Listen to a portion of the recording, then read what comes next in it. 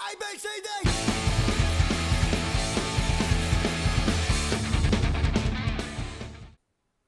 Hey everybody, Three Gun Guy here. Just wanted to do a short video on reloading my fired alpha brass. Well, here's the process we're going to follow for our fired alpha brass. We're going to deprime, clean the neck OD and the primer pockets if needed, take case measurements and check concentricity, dry tumble to clean the cases. We're going to anneal the cases. Then we'll lube and resize with no mandrel, because remember we do that in a separate process. We'll then mandrel the case neck for proper bullet tension, trim the cases as needed, chamfer inside and outside of neck and debur, seed a CCI 450 primer since this is fired brass. We'll measure and load our H4350 powder to our specs, and then we'll seat the bullet to specific CBTO length for our chamber.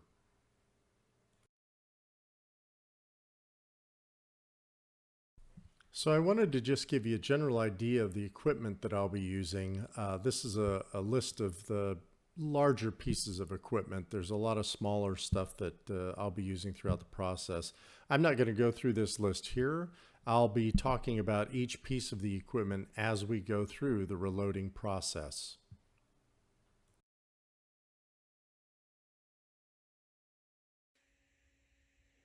Well, let's go through our process steps here. Remember, I've got two pieces of information that I keep with each set of cases that I process.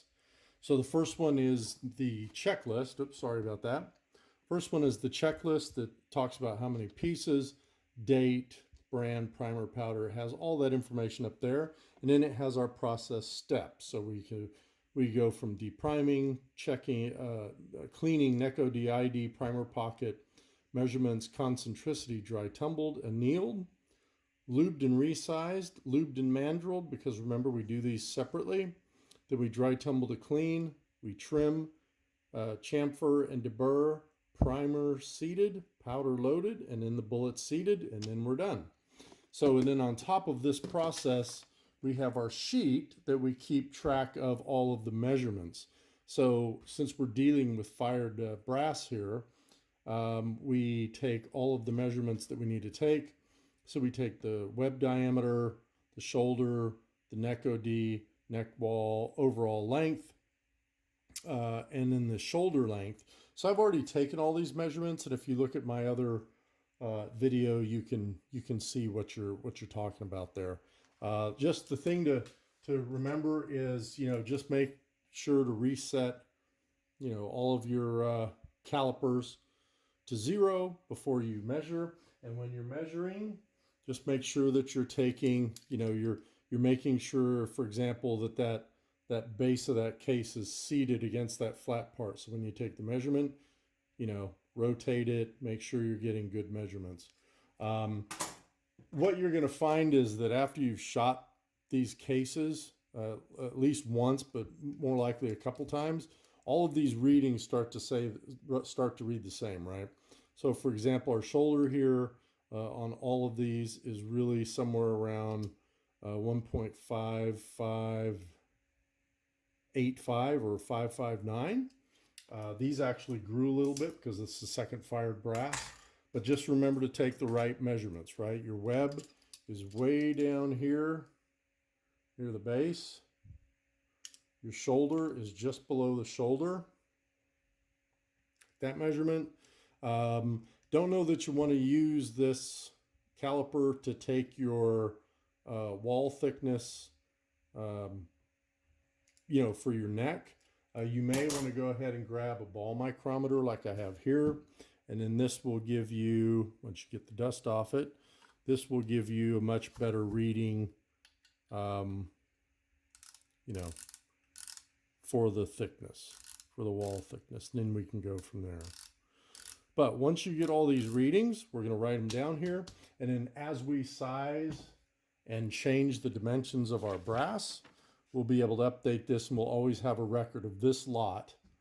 And this really helps you keep track of the number of firings as well. That's really important, right? I don't want to mix once fired brass with 12th fired brass, because then you're going to start getting into a situation where if one of the cases, experiences some deformation after firing, was that the once fired brass and there's an issue with the rifle or the load or anything else, or was that the 12th fired brass and it's just time to get rid of that case? So really keep track of all this stuff. It'll save you a lot of pain, I think, in the end.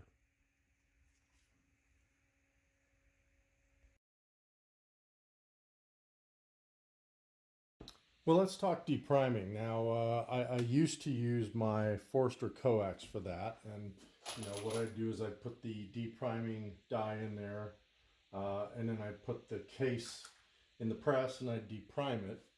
That actually worked pretty good, but what I found was, and what people will tell you is, sometimes that pin hits down near the primer. It doesn't actually hit the primer pocket or the primer hole or the firing hole.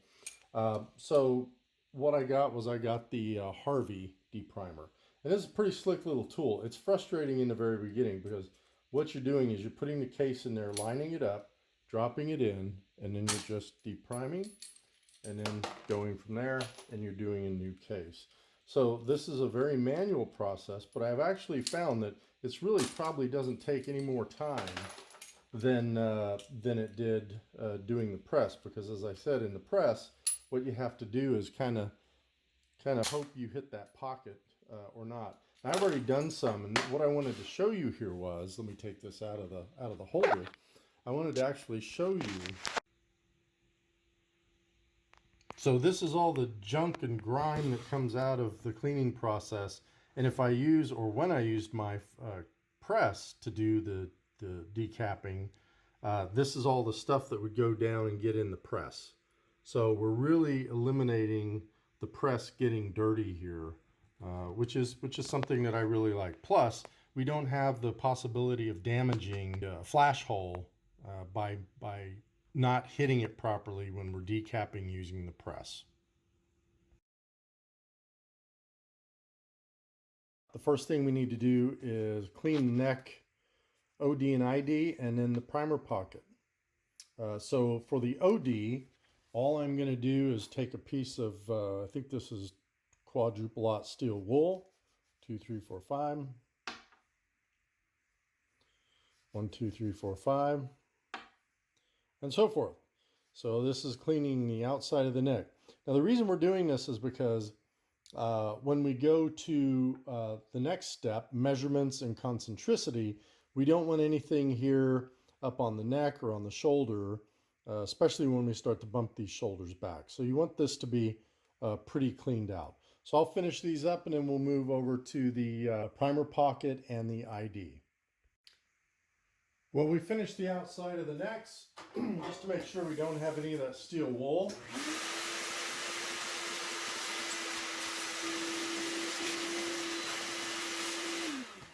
Around. Now let's take these over to the case prep center, and what I'm going to use here is just the Frankfurt Arsenal case prep center. Now what I've done here though is I've actually replaced their primer pocket cleaning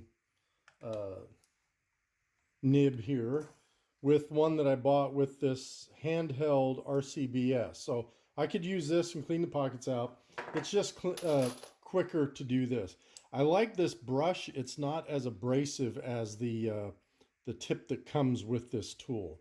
If you look at the tip that comes with the tool, they're really, it's like they're carbon or whatever, and I think they're a little too rough to clean out primer pockets. So what we're going to do is we're going to clean the pocket real quick, give it just a very quick push, and then flip it over and do this neck. It'll clean a lot of the gunk off this neck. And you know what? I really don't need to do this. I could just throw this in the tumbler and dry tumble, but it's just another step that doesn't take very long. So why not? So look at the primer pocket, pretty dirty. Give this a 1, 2, 3. and that's pretty clean. And I'm not seeing a lot of brass on the bottom there like I did with the other tool. Some guys don't even clean their primer pockets. Some of these guys just shoot about 3 or 4 times, then they'll clean them. I would just rather clean it. Make sure you get some of the more nasty junk out of there, so you don't have any issues.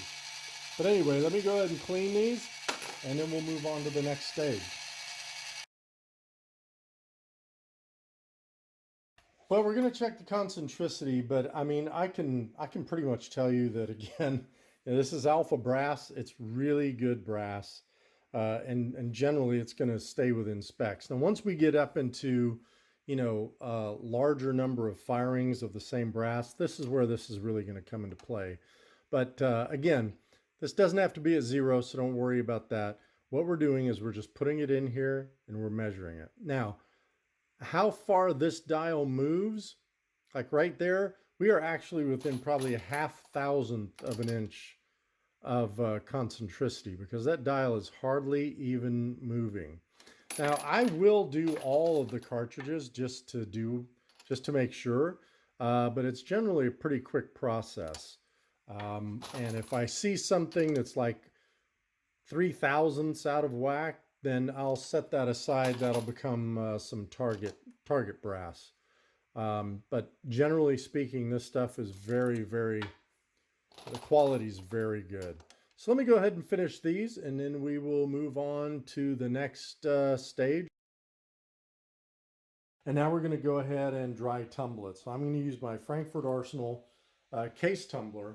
With this came with the corn media, so I'm going to just go ahead and continue to use that. Oh, there's a nice leaf in there. So I'm just going to put my brass in there.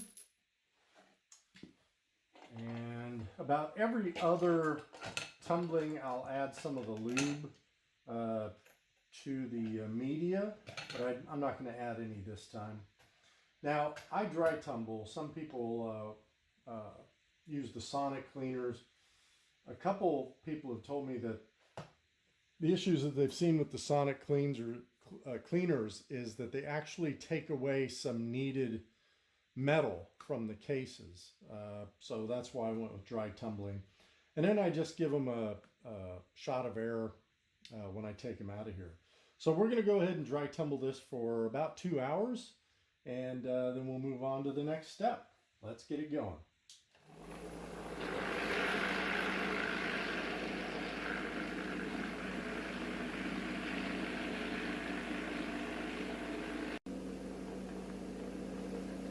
All right, well, it's been 2 hours. I'm going to go ahead and turn this off. And you all know how this works. Bring this over here, pour this in.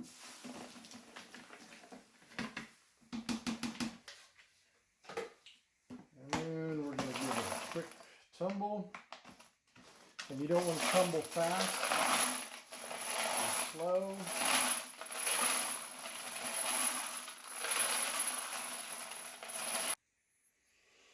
Okay, well, we have our nice clean tumbled brass here. Now, I do check the primers, the primer holes every time. And like, for example, I found 3 of these, and even if you blow on it, it may not clean it out. This is just a pipe cleaner, and some people are probably right now going, oh my God, he's messing with the primer hole there. And you know what? This is a very thin piece of metal with a very light brush on it. Trust me, it's not going to hurt it. And if this hurts this primer hole, then we shouldn't be using this brass. If a small piece of wire with some little bristles on it. So there you go. You can see that I got some of this media out of there. We'll clean that up, and then we will go on to annealing.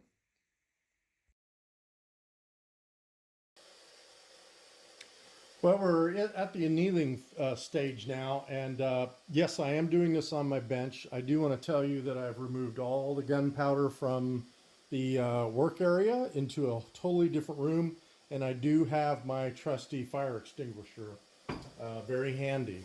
Now, I'm going to tell you that I've already done the speed test. And basically what I do here is I run some casings through with Tempelac on them. And there's a lot of videos out there that show you how to do this. I'm not going to run through that with you.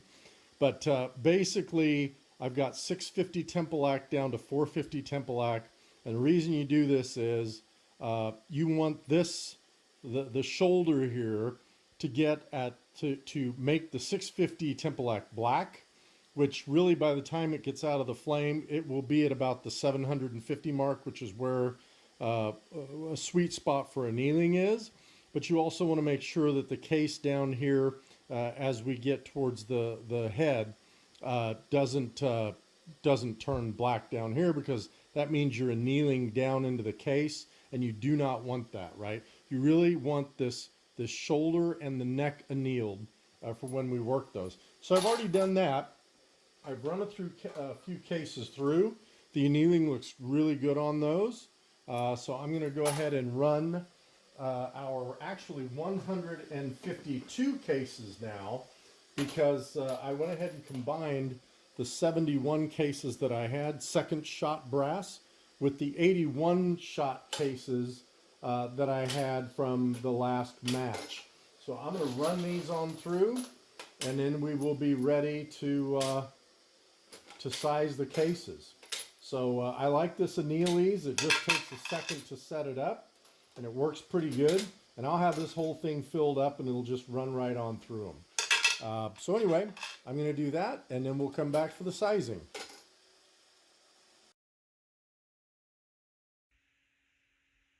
Well, remember, we had this discussion for a new brass, but I just wanted to go over it again because I think it's really important. So there's some reasons why we're going to size the brass, right? One of the reasons is, and we'll talk about that a little bit more, is that when we fire this brass in our rifle, it expands, this case expands to the size of our chamber. And what we really want to do is a couple things. It not only expands to the size of the chamber, but the neck opens up to release the bullet.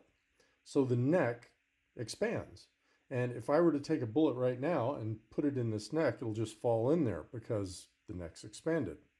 So the other thing is the shoulder, this area right here, has grown to the chamber as well, right here.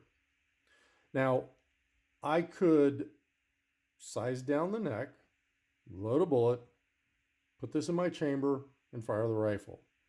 But I want to bump this shoulder down about 0.02 of an inch, just to take into consideration any debris that might get on this cartridge as I load it into my rifle, or something that may be in the chamber that flew in there, pollen, dust, whatever. I don't want to have to chamber this. It's tight, real tight. I have a hard time closing my bolt. That's just not good for anyone. So with that said, we know that we have to do some things to size this. I want to go through these numbers real quickly.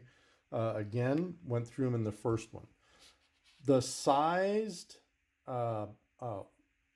once I size the brass at 0.2895, and the neck wall thickness is 0.290, because remember we said that over here, now this one says 0.0140, but for this example, I'm saying the neck thickness, the thickness of the neck was 0.0145.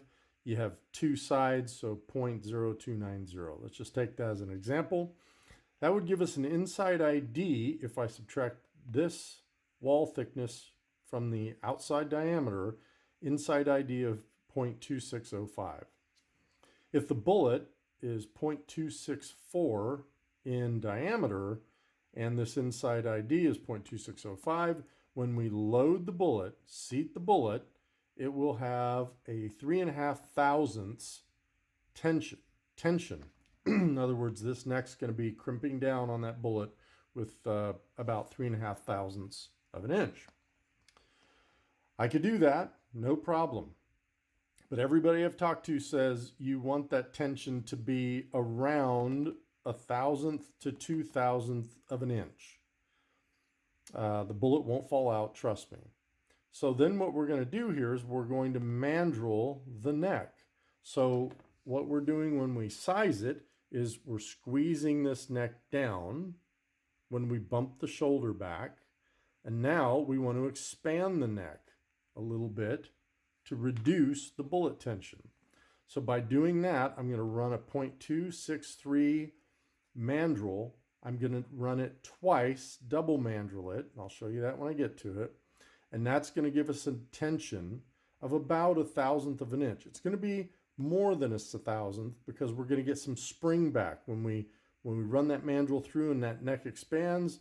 Because of the metal, it's going to spring back a little bit. So this ideally really comes out to be about 1/2,000th of tension.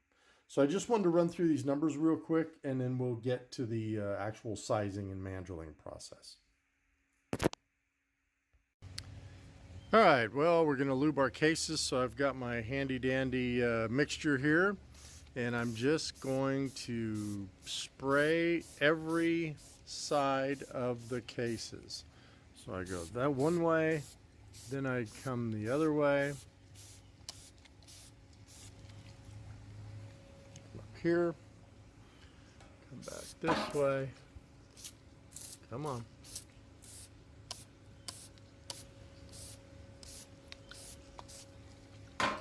Finally, come back this way. It seems like I'm spraying a lot on them. Yes, I am. But this is the mixture of alcohol with lanolin. And then the key here is to take another pan and just cover them, because you don't want bugs or anything like that jumping into these cases. We're going to let this sit for about 30 minutes, and then we'll come out and get them, and then we'll size them. Well, I've got my sizing die set up, and remember, this is the Redding Type S full-length sizing die. But also remember that I'm not going to use the, I didn't use the decapping pin on this, and I'm not going to use the mandrel piece of this as well. So with that being said, remember what we were talking about, right, earlier. And all of these numbers. So remember, I said if we looked at this as it's been fired, this is a fired case, and I get the neck measurement, and the neck measurement is 0.295, right? Now, the shoulder measurement on this is 0.155 or 1.5595. Okay? Let's bump it. Now let's look at the reverse. Our shoulder is now 0.15575. It's about 2/1000ths of a bump. And our neck is that 0.2895 that I was talking about on my sheet right here, right? 0.2895. With the neck wall ID, we should have an inside ID of about 0.2605. And if I take my calipers and kind of fool around with this thing, yeah, that's pretty close. 0.26. Come out of here. Yep. About 0.26. 0.2605. Exactly what I was saying, right? So there you go. I just wanted to show you that those numbers are there for a reason, and they make sense physically, right? So when we do this, we do see those numbers. So let me go ahead and bump these shoulders down, resize this, and then we'll get to the mandreling, and we'll do some final measurements after that.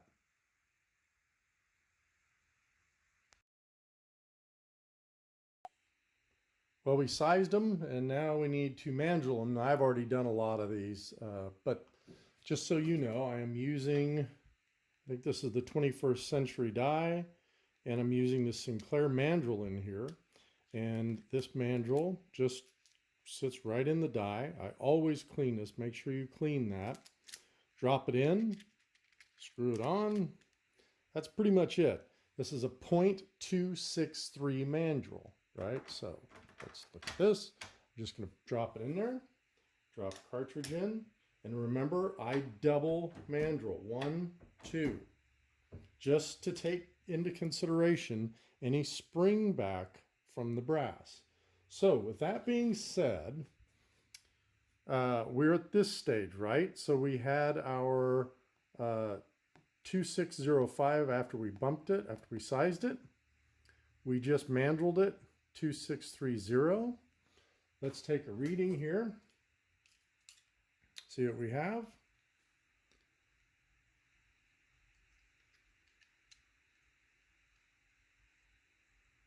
Two 2630, 2635, 2635. That's about it, right? That's going to spring back a little bit, but that is then giving us our 1/1000th of an inch bullet tension.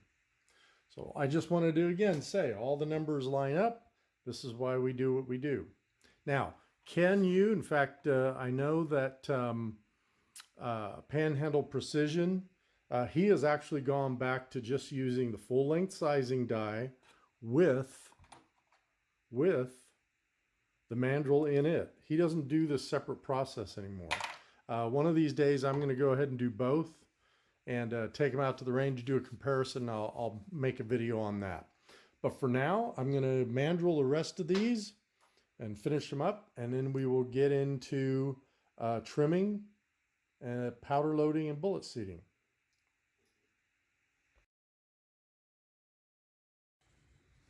Well, let's talk about trimming.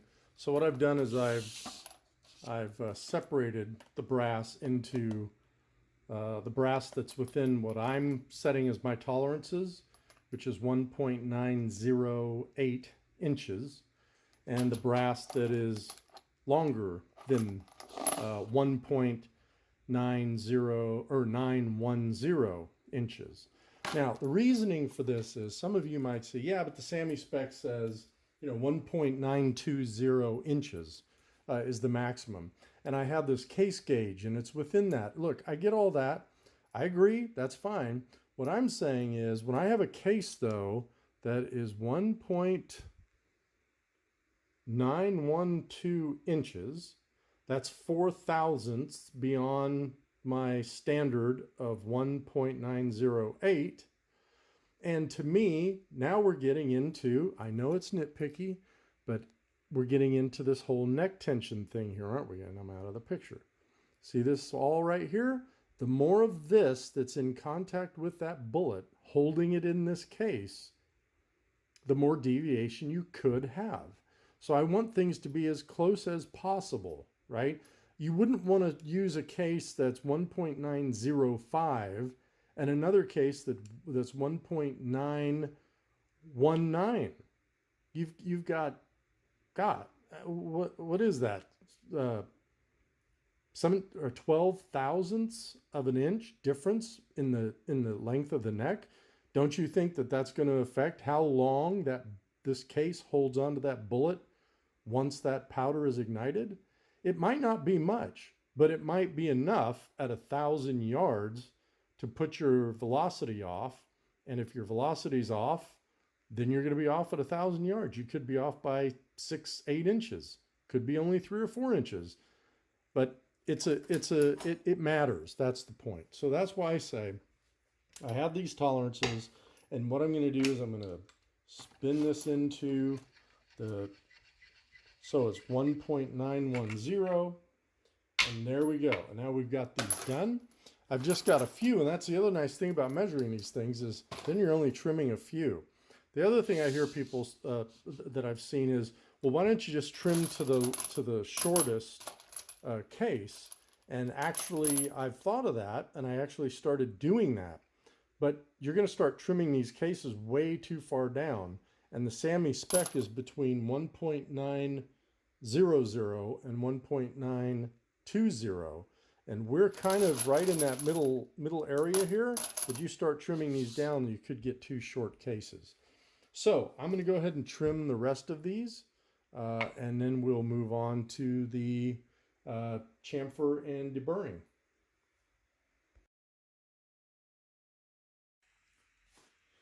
Well, now we're ready for the chamfering and deburring. So we've got our case here, and we're going to put a little chamfer on the outside, a little on the inside. It'll help the bullet seat better, and on the outside, it'll help this chamber into the rifle a little better. You won't have a rough kind of a hard edge there for it. And then I'm going to run it over my brush to get some of that powder out of there. From the dry tumbling. I never do anything with water on my cases. I just don't like to do it. So that's what I use this brush for. Will there be a little powder from the dry tumbling left in the case?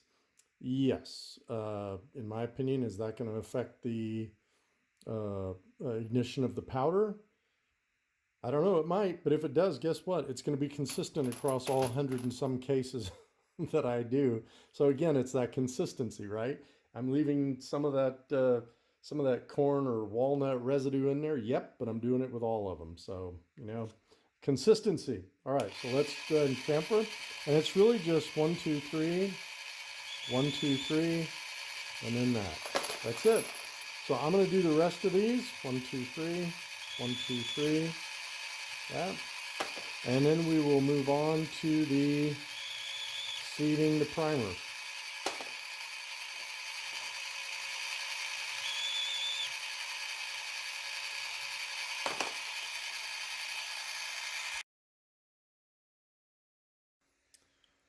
Well, let's seat some primers. Remember, this is at least once fired brass.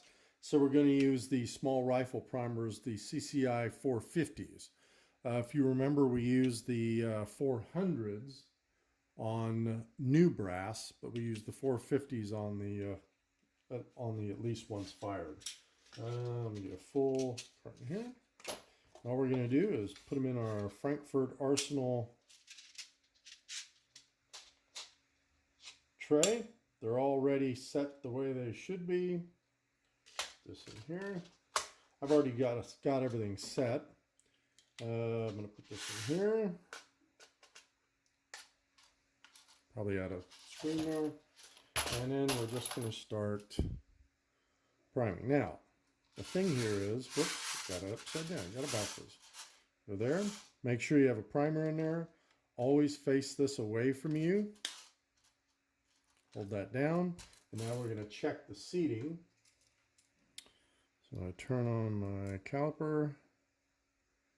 Check the seating here. We are at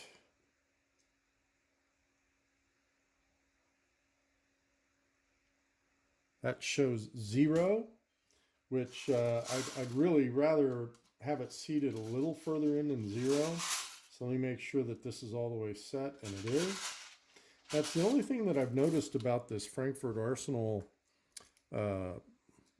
primer tool here is that it doesn't seem to, there we go. So that's showing 0.0015, which is, or 2,000ths. Now I'm 2,000ths, and that's good, right? So 2,000ths is a good seating depth for that. So I'm going to go ahead and seat the rest of these primers, and then we'll move on to loading up the powder.